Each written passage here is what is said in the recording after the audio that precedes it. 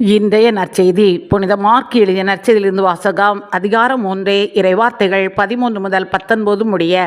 இயேசு மலைமேல் ஏறி தாம் விரும்பியவர்களை தம்மிடம் வரவழைத்தார். அவர்களும் அவரிடம் வந்தார்கள். தம்மோடு இருக்கவும், நற்செய்தியை பறைசாற்ற அனுப்பப்படவும், பேய்களை ஓட்ட அதிகாரம் கொண்டிருக்கவும் அவர் 12 நியமித்தார். அவர்களுக்கு திருத்தூதர் என்றும் பெயரிட்டார்.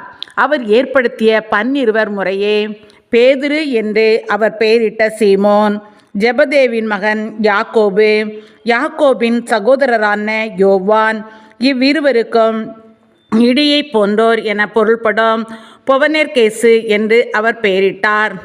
அந்திரேயா, பிலிப்பு, பர்த்தலமேயு, மத்தேயு, தோமா, அல்பேயின் மகன் யாக்கோபு, ததேயு, தீவிரவாதியாய் இருந்த சீமோன், இயேசுவை காட்டிக் கொடுத்த யூதாஸ்காரியோத் என்போர் ஆவர்.